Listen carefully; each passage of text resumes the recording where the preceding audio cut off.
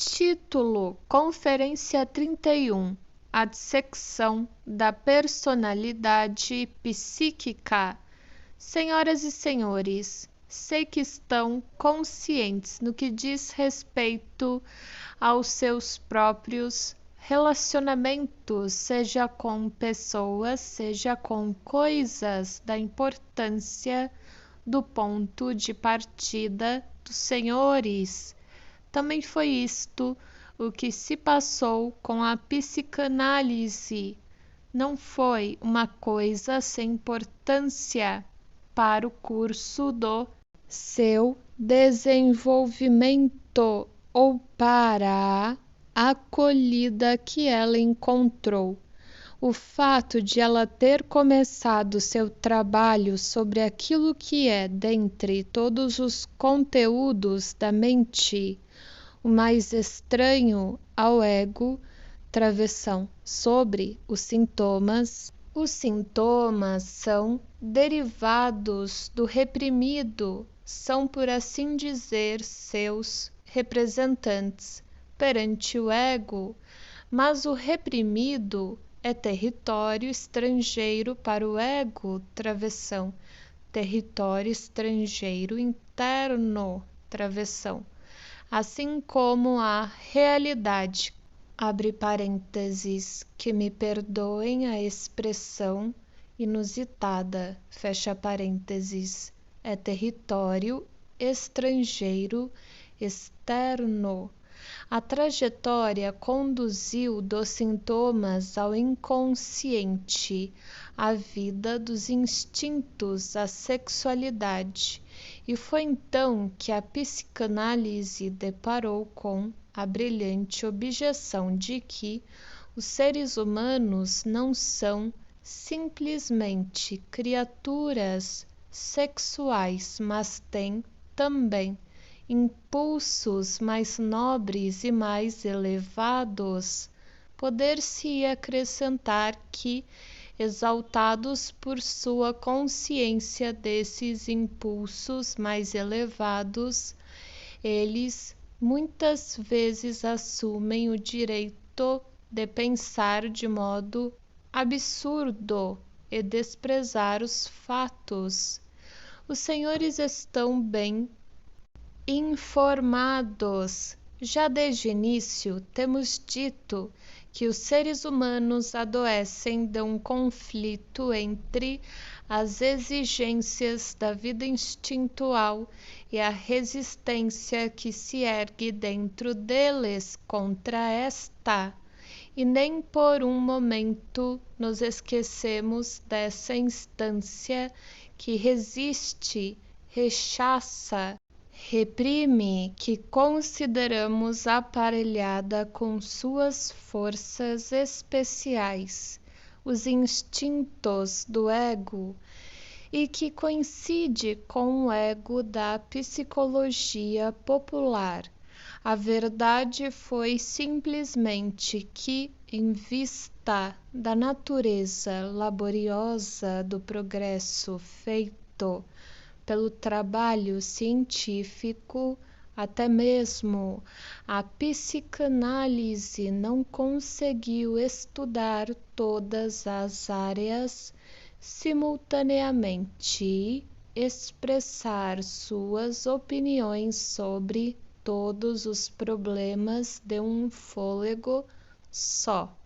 Mas, por fim, atingiu-se o ponto em que nos foi possível desviar nossa atenção do reprimido para as forças repressoras e encontramos esse ego que parecerá tão evidente por si mesmo, com a segura expectativa de que aqui novamente haveríamos de encontrar coisas para as quais não podíamos estar preparados. Não foi fácil, porém, encontrar uma abordagem inicial, e é a respeito disto que pretendo falar-lhes hoje. Devo, no entanto, transmitir-lhes a minha suspeita de que esta minha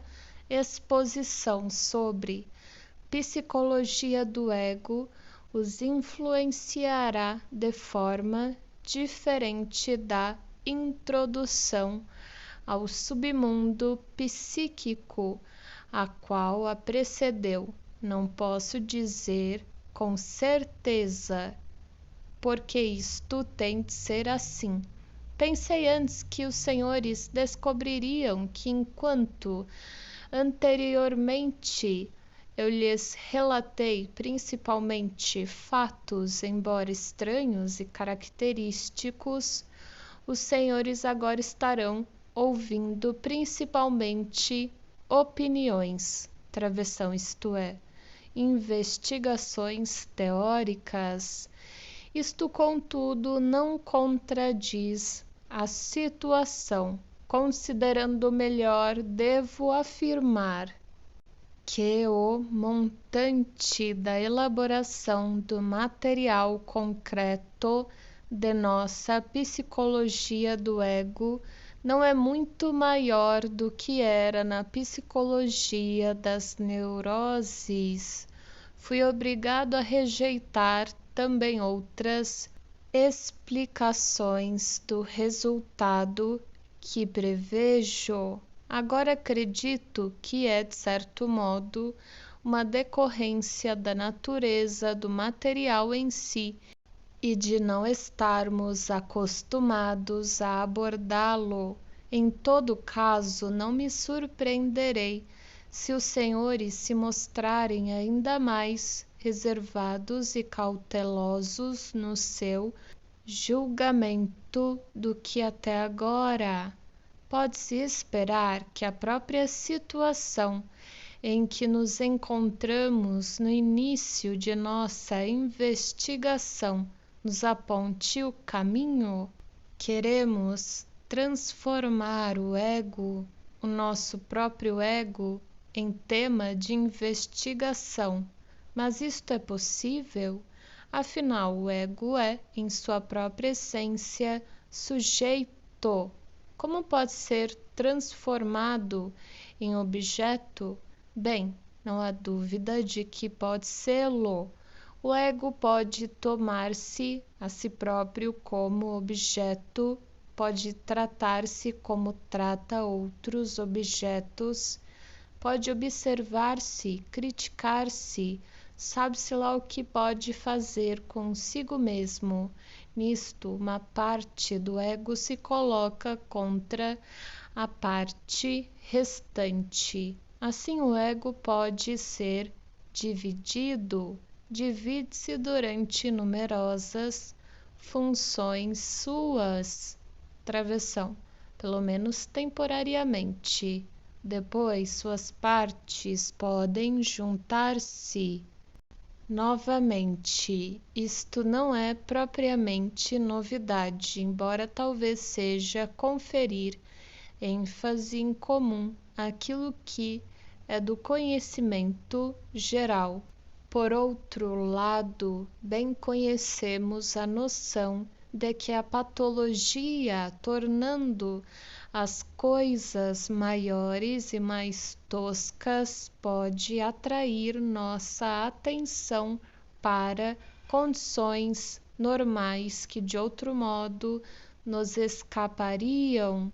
Onde ela mostra uma brecha, uma rachadura, ali pode normalmente estar presente uma articulação. Se atirarmos ao chão cristal, ele se parte, mas não em pedaços ao acaso, ele se desfaz, segundo linhas de clivagem, em fragmentos cujos limites, embora fossem invisíveis, estavam predeterminados pela estrutura do cristal. Os doentes mentais são estruturas divididas e partidas do mesmo tipo. Nem nós mesmos podemos esconder lhes um pouco desse temor reverente que os povos do passado sentiam pelo insano. Esses pacientes, afastaram-se da realidade externa, mas por essa mesma razão conhecem mais da realidade interna, psíquica, e podem revelar-nos muitas coisas que de outro modo nos seriam inacessíveis. Um dos grupos dentre tais pacientes nós o descrevemos como padecendo de delírios de estar sendo observado. Queixam-se a nós de que, permanentemente e até em suas ações mais íntimas, estão sendo molestados pela observação de poderes desconhecidos, travessão, presumivelmente pessoas, travessão, e que em alucinações ouvem essas pessoas referindo o resultado de sua observação, abre aspas, agora ele vai dizer isto, agora ele está se vestindo para sair, fecha aspas, e assim por diante. Uma observação dessa espécie ainda não é a mesma coisa que perseguição, mas não está longe disto. Pressupõe que as pessoas desconfiam deles e esperam pilhá-los executando atos proibidos pelos quais seriam punidos. Como seria se essas pessoas insanas estivessem certas? Se em cada um de nós estivesse presente no ego uma instância como essa que observa e ameaça punir, e que nos doentes mentais se tornou nitidamente separada de seu ego e erroneamente deslocada para a realidade externa, não posso dizer se com os senhores acontece a mesma coisa que a mim. Há longo tempo, sob a poderosa impressão deste quadro clínico, formei a ideia de que a separação da instância observadora do restante do ego poderia ser um aspecto regular da estrutura do ego. Essa ideia nunca me abandonou e fui levado a investigar as demais características e conexões da infância que assim estava separada. O passo seguinte é dado rapidamente. O conteúdo dos delírios de ser observado já sugere que observar é apenas uma preparação do julgar e do punir, e por conseguinte deduzimos que uma outra função dessa instância deve ser o que chamamos nossa consciência. Dificilmente existe em nós alguma outra coisa que tão regularmente separamos de nosso ego, e aqui facilmente nos opomos como justamente nossa consciência. Sinto-me inclinado a fazer algo que penso irá dar-me prazer, mas abandono-o pelo motivo de que minha consciência não o admite, ou deixei-me persuadir por uma expectativa muito grande de prazer, de fazer algo a que a voz da consciência fez objeções e, após o ato, minha consciência me pune com censuras dolorosas e me faz sentir remorsos pelo ato. Poderia dizer simplesmente que a instância especial que estou começando a diferenciar no ego é a consciência. É mais prudente, contudo, manter a instância como algo independente e supor que a consciência é uma de suas funções e que a autoobservação, que é um preliminar essencial da atividade de julgar da consciência, é mais uma de tais funções. E desde que, reconhecendo que algo tem existência separada, lhe damos um nome que lhe seja seu. De ora em diante descreverei essa instância existente no ego como o superego. Estou preparado para ouvir agora os senhores perguntarem-me ironicamente se nossa psicologia do ego não está senão tomando literalmente abstrações de uso corrente e num sentido primário e transformando-as de conceitos em coisas, travessão, com que não se teria muito a ganhar. A isto eu responderia que na psicologia do ego seria difícil evitar aquilo que é conhecido universalmente. Antes será mais uma questão de novas formas de ver as coisas e novas maneiras de situá-las do que de novas descobertas. Assim, refreiem suas críticas irônicas por agora e aguardem mais explicações. Os fatos da patologia conferem ao nosso trabalho uma base de informações que os senhores procurariam inutilmente na psicologia popular. Portanto, prosseguirei. Seria difícil familiarizar-nos com a ideia de um superego como este, que goza de um determinado grau de autonomia, que age segundo suas próprias intenções e que é independente do ego para obtenção de sua energia.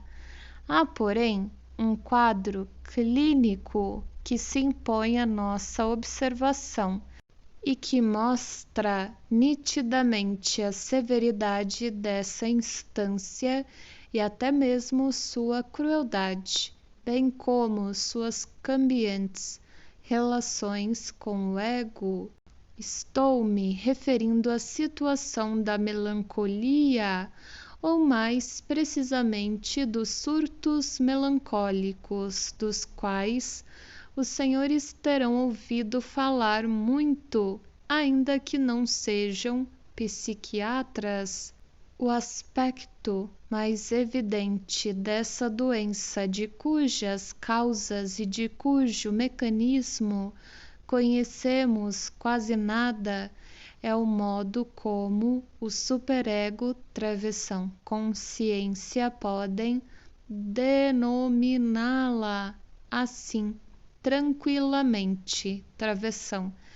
Trata o ego, embora um melancólico possa, assim como outras pessoas, mostrar um grau maior ou menor de severidade para consigo mesmo, nos seus períodos sadios, durante um surto melancólico, seu superego se torna super severo, insulta, humilha e maltrata o pobre ego, ameaça-o com os mais duros castigos, recrimina-o por atos do passado mais remoto, que haviam sido considerados à época insignificantes, travessão, como se tivessem passado todo o intervalo reunindo acusações e apenas tivesse estado esperando por seu atual acesso de severidade a fim de apresentá-las e proceder a um julgamento condenatório com base nelas. O superego aplica o mais rígido padrão de moral ao ego indefeso, que lhe fica à mercê, representa em geral as exigências da moralidade e compreendemos imediatamente que nosso sentimento moral de culpa é expressão da tensão entre o ego e o superego. Constitui experiência muitíssimo marcante ver a moralidade que se supõe ter-nos sido dada por Deus e, portanto, profundamente implantada em nós, funcionando nesses pacientes como fenômeno periódico, pois após determinado número de meses todo o exagero moral passou. A crítica do superego silencia, o ego é reabilitado e novamente goza de todos os direitos do homem, até o surto seguinte.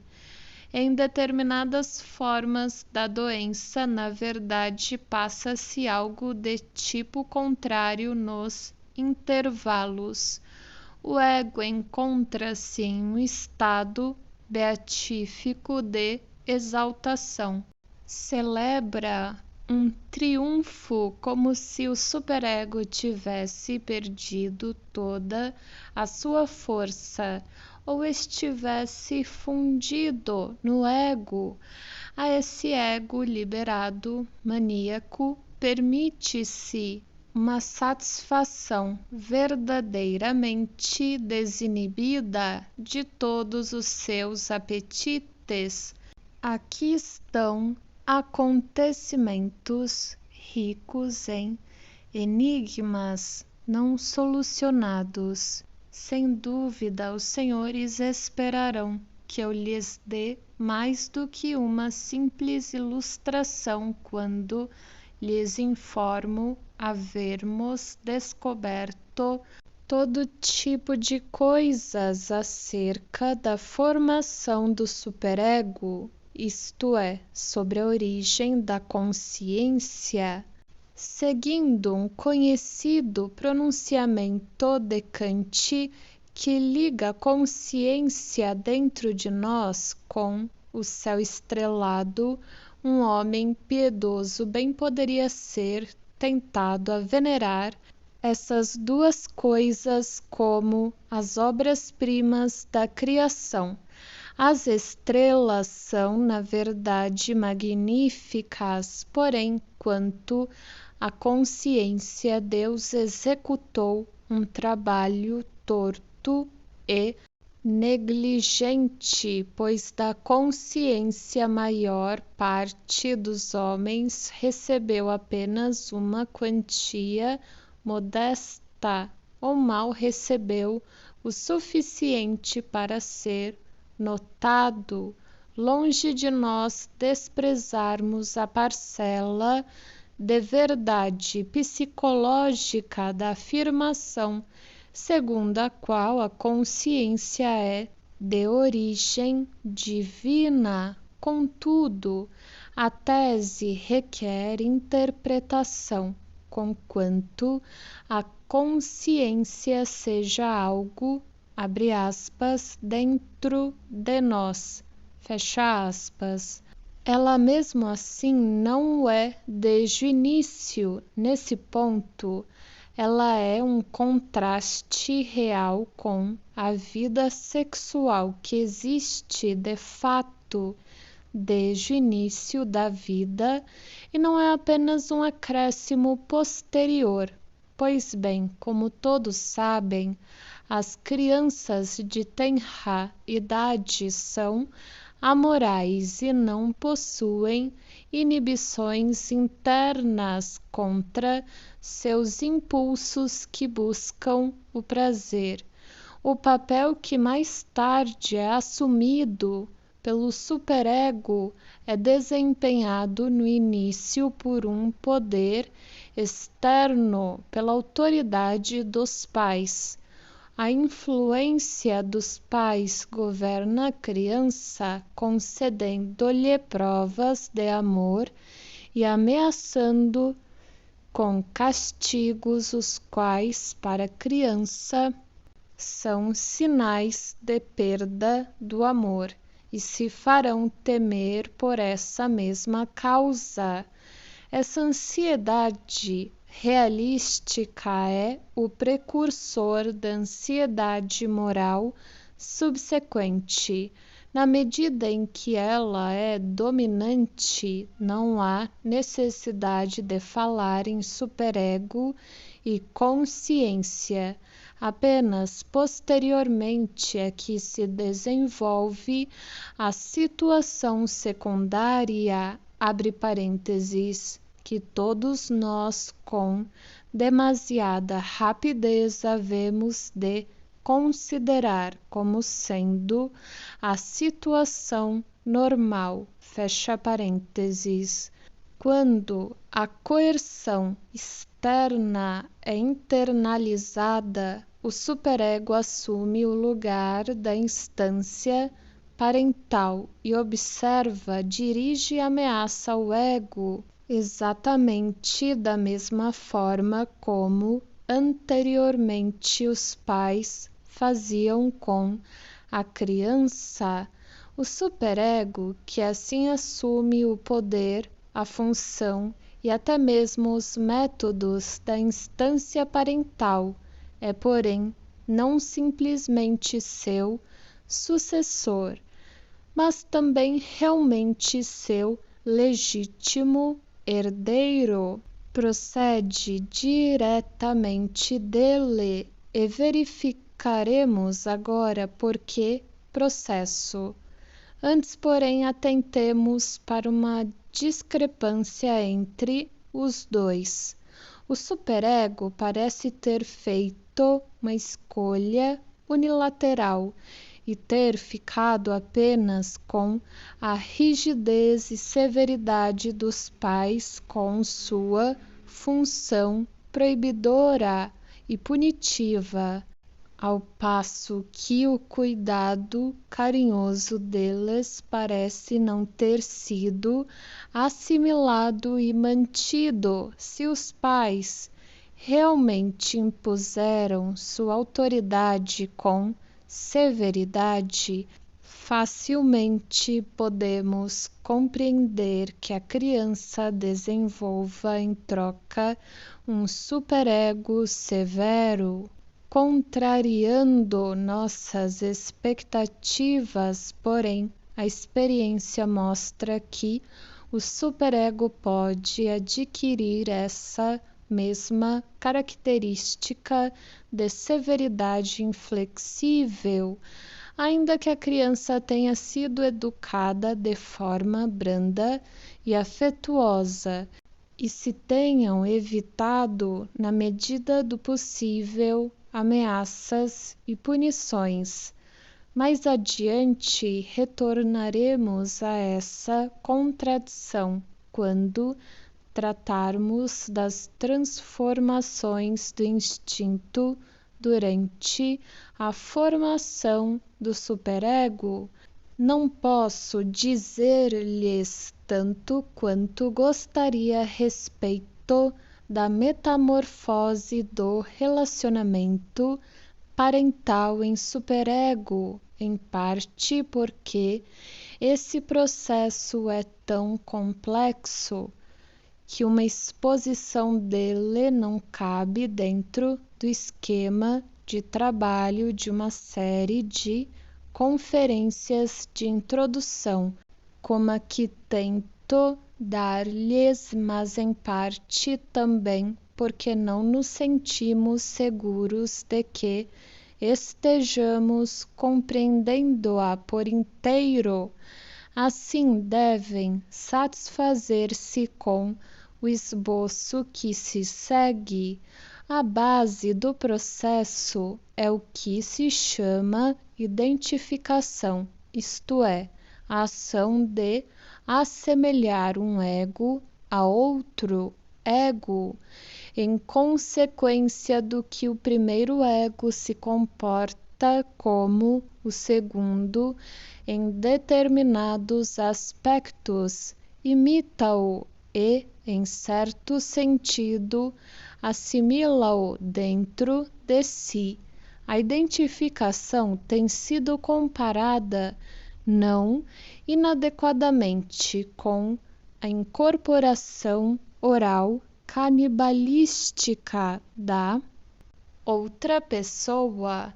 É uma forma muito importante de vinculação a uma outra pessoa, provavelmente a primeira forma, e não é o mesmo que escolha objetal. A diferença entre ambas pode ser expressa mais ou menos da seguinte maneira: se um menino se identifica com seu pai, ele quer ser igual a seu pai. Se fizer dele o objeto de sua escolha, o menino quer tê-lo, possuí-lo. No primeiro caso, seu ego modifica-se conforme o modelo de seu pai. No segundo caso, isso não é necessário. Identificação e escolha objetal são, em grande parte, independentes uma da outra. No entanto, é possível identificar-se com alguém que, por exemplo, foi tomado como objeto sexual e modificar o ego segundo esse modelo. Disse que a influência sobre o ego motivada pelo objeto sexual ocorre com particular frequência em mulheres e é característica da feminilidade. Devo ter-lhes falado já em minhas conferências anteriores daquilo que é, sem dúvida, a relação mais esclarecedora entre identificação e escolha objetal. Pode ser observado com igual facilidade em crianças e adultos, tanto em pessoas normais como em pessoas doentes. Se alguém perdeu um objeto ou foi obrigado a se desfazer dele, muitas vezes se compensa disto identificando-se com ele e restabelecendo-o novamente no ego, de modo que aqui a escolha objetal regride, por assim dizer, a identificação. Eu próprio não estou de modo algum satisfeito com esses comentários sobre identificação, mas isto será suficiente se os senhores puderem assegurar-me de que a instalação do superego pode ser classificada como exemplo bem-sucedido de identificação com a instância parental. O fato que fala decisivamente a favor deste ponto de vista é que essa nova criação de uma instância superior dentro do ego está muito intimamente ligada ao destino do complexo de Édipo, de modo que o superego surge como o herdeiro dessa vinculação afetiva tão importante para a infância. Abandonando o complexo de Édipo, uma criança deve, conforme podemos ver, renunciar às intensas catexias objetais que depositou em seus pais e é como compensação por essa perda de objetos que existe uma intensificação tão grande das identificações com seus pais, as quais provavelmente há muito estiveram presentes em seu ego. Identificações desse tipo, cristalização de catexias objetais a que se renunciou, repetir-se-ão muitas vezes posteriormente na vida da criança, contudo, está inteiramente de acordo com a importância afetiva desse primeiro caso de uma tal transformação. O fato de que se deve encontrar no ego um lugar especial para seu resultado, uma investigação atenta mostrou-nos também que o superego é tolhido em sua força e crescimento se a superação do complexo de Édipo tem êxito apenas parcial. No decurso do desenvolvimento, o superego também assimila as influências que tomaram lugar dos pais, travessão, educadores, professores, pessoas escolhidas como modelos ideais. Normalmente, o superego se afasta mais e mais das figuras parentais originais, torna-se, digamos assim, mais impessoal. E não se deve esquecer que uma criança tem conceitos diferentes sobre seus pais em diferentes períodos de sua vida. A época em que o complexo de Édipo dá lugar ao superego, eles são algo de muito extraordinário. Depois, porém, perdem muito desse atributo.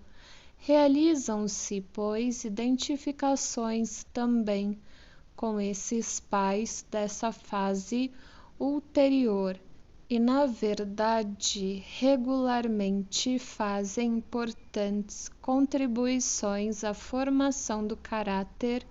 Nesse caso, porém, apenas atingem o ego, já não mais influenciam o superego que foi determinado pelas imagos parentais mais primitivas. Espero que já tenham formado uma opinião de que a hipótese do superego realmente descreve uma relação estrutural e não é meramente uma personificação de abstrações tais como a da consciência. Resta mencionar mais uma importante função que atribuímos a esse superego. É também o veículo do ideal do ego, pelo qual o ego se avalia, que o estimula e cuja exigência por uma perfeição sempre maior ele se esforça por cumprir. Não há dúvida de que esse ideal do ego é o precipitado da antiga imagem dos pais, a expressão de admiração pela perfeição que a criança então lhes atribuía. Tenho como certo que os senhores já ouviram falar muito no sentimento de inferioridade que se supõe caracterize especialmente os neuróticos. Ele frequenta em particular as páginas do que se conhece como belles lettres. Um autor, ao usar a expressão complexo de inferioridade, pensa que com isto satisfez todas as exigências da psicanálise e elevou sua criação literária a um plano mais elevado. De fato, complexo de inferioridade é um termo técnico quase nunca usado em psicanálise. Para nós, ele não comporta o significado de algo simples, nem muito menos de algo elementar. Atribuí-lo à autopercepção de possíveis defeitos orgânicos, como pretende fazê-lo a escola daqueles que são conhecidos como psicólogos do indivíduo, parece-nos um erro insensato.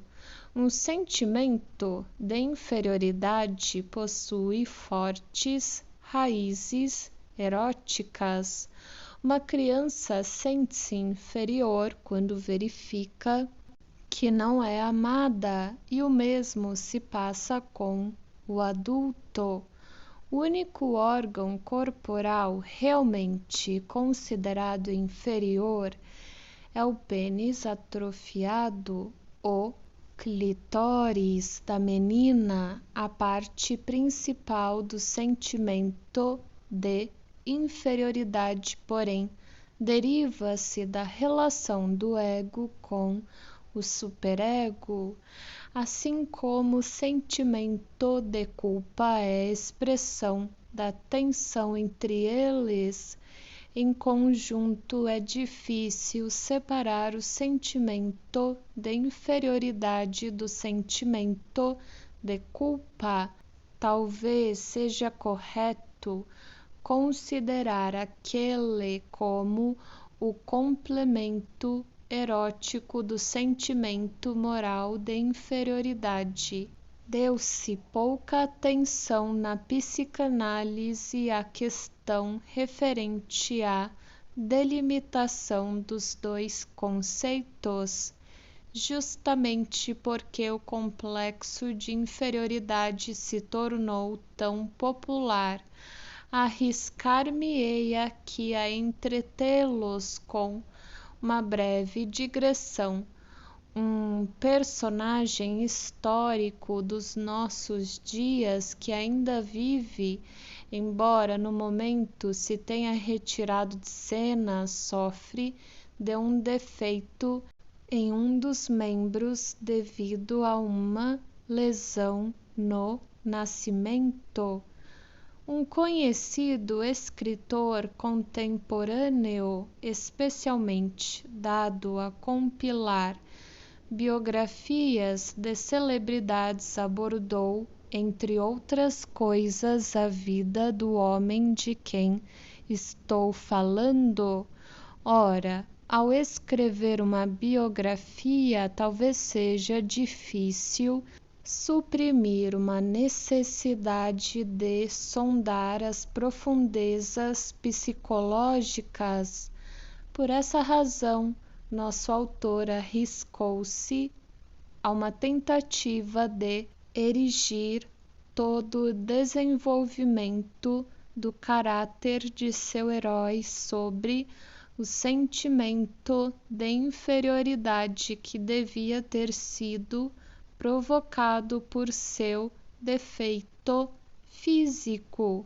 Com isso, desprezou ele um fato diminuto, mas não insignificante.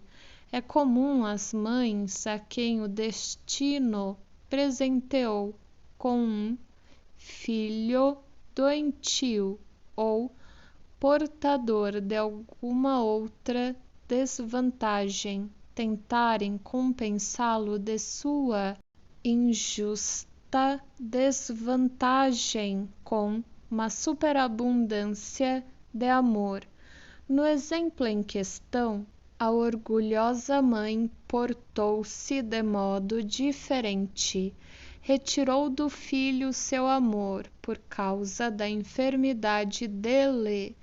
Quando chegou a ser um homem de grande poder, demonstrou inequivocamente por seus atos não se haver jamais esquecido de sua mãe.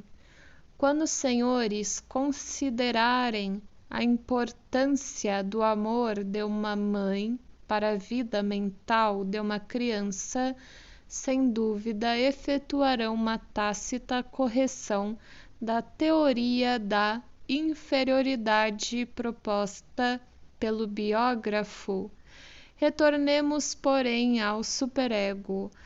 Atribuímos-lhe as funções de autoobservação, de consciência e de manter o ideal daquilo que dissemos sobre sua origem. Segue-se que ele pressupõe um fato biológico extremamente importante e um fato psicológico decisivo, ou seja, a prolongada dependência da criança em relação a seus pais e o complexo de Édipo, ambos intimamente interrelacionados. O superego é para nós o representante de todas as restrições morais, o advogado de um esforço tendente à perfeição, travessão.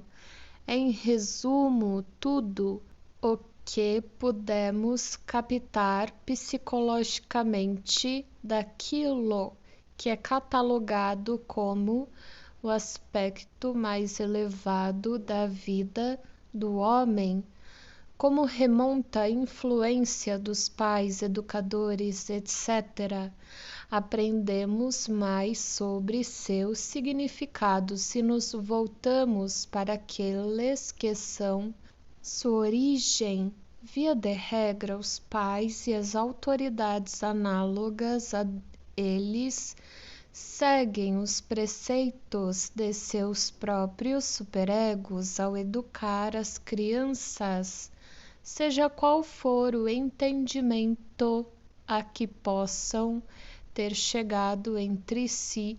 O seu ego e o seu superego são severos e exigentes ao educar os filhos. Esqueceram as dificuldades de sua própria infância e agora se sentem contentes com identificar-se eles próprios inteiramente com seus pais, que no passado impuseram sobre eles restrições tão severas. Assim, o superego de uma criança é, com efeito, construído segundo o modelo não de seus pais, mas do superego de seus pais. Os conteúdos que ele encerra são os mesmos e torna-se veículo da tradição e de todos os duradouros julgamentos de valores que dessa forma se transmitiram de geração em geração. Facilmente podem adivinhar que, quando levamos em conta o superego, estamos dando um passo importante para nossa compreensão do comportamento social da humanidade. Travessão do problema da delinquência, por exemplo, e talvez até mesmo estejamos dando indicações práticas referentes à educação.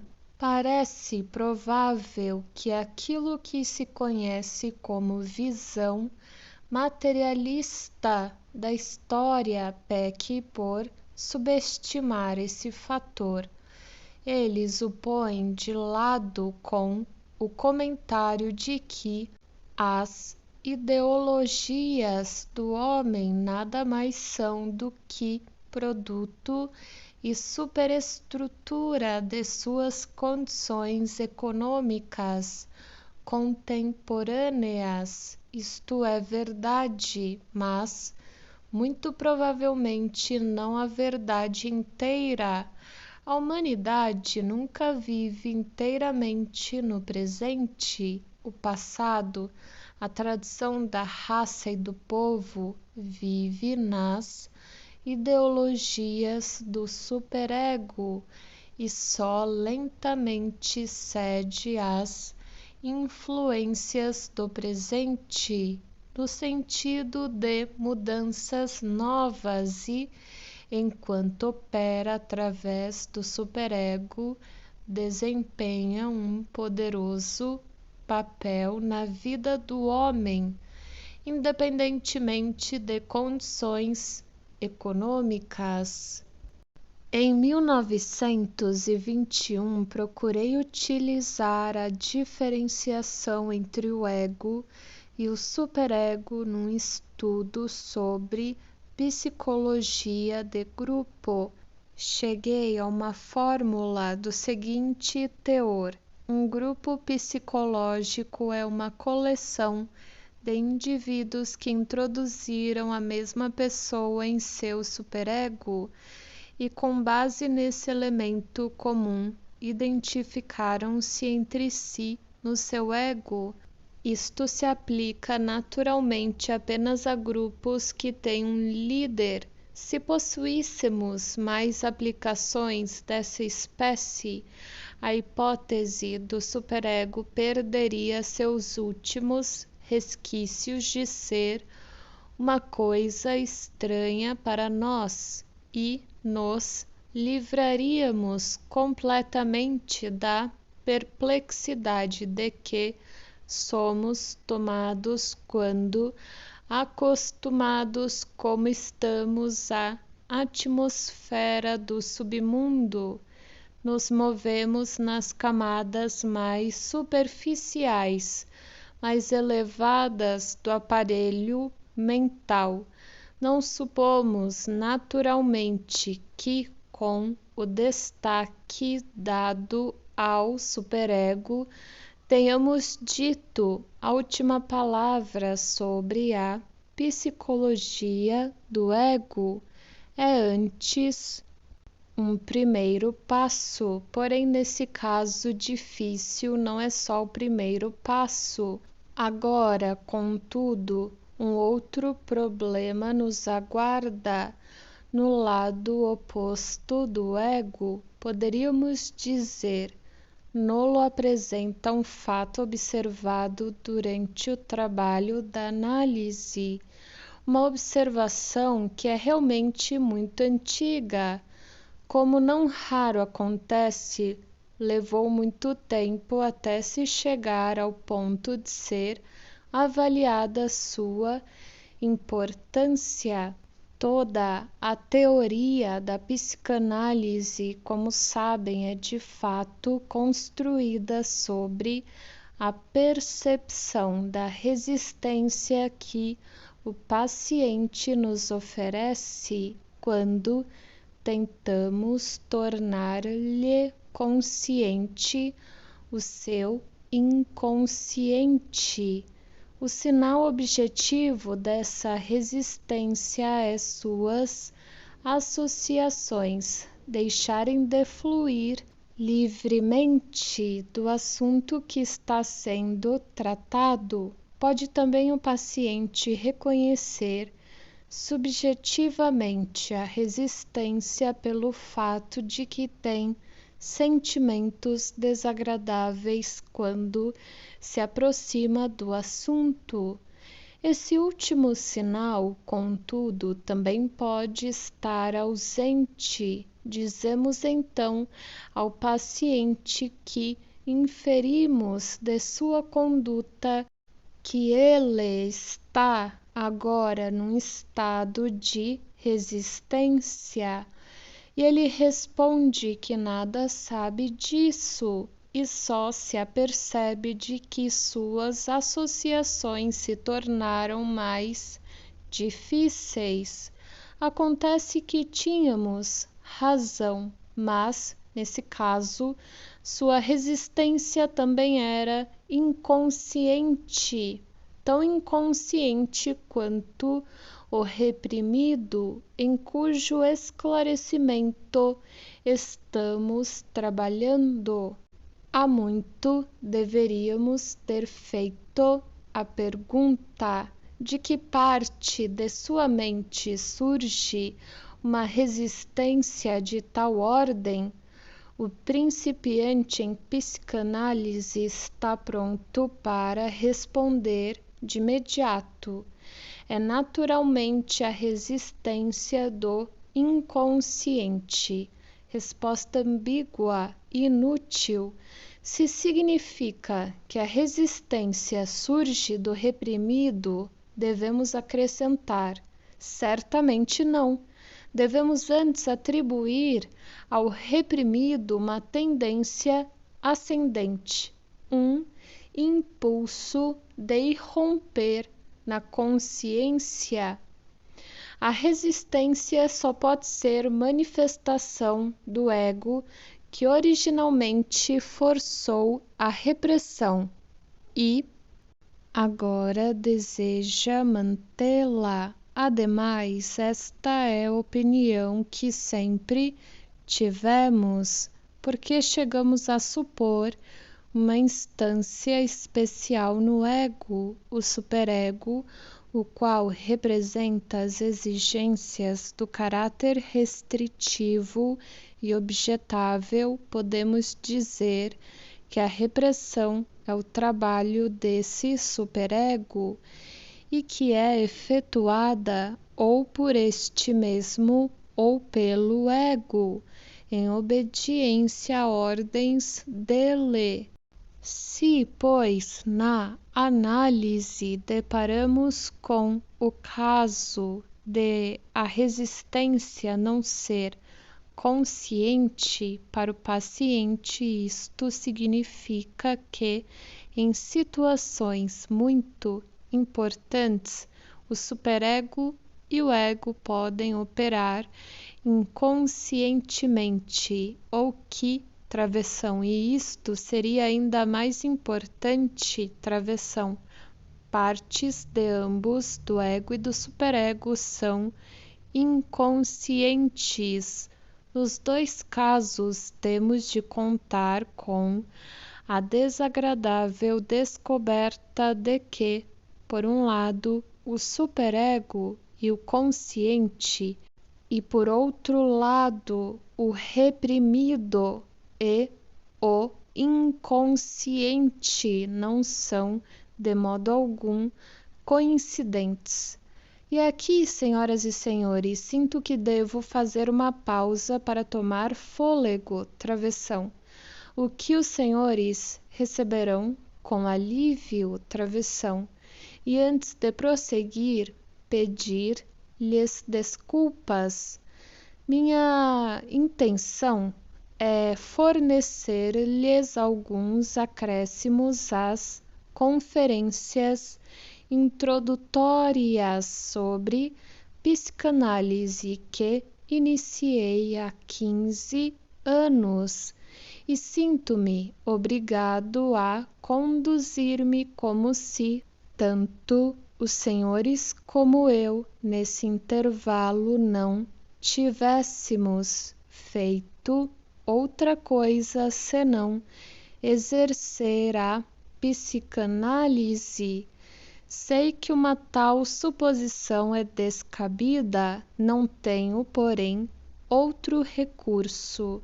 Não posso agir de modo diferente.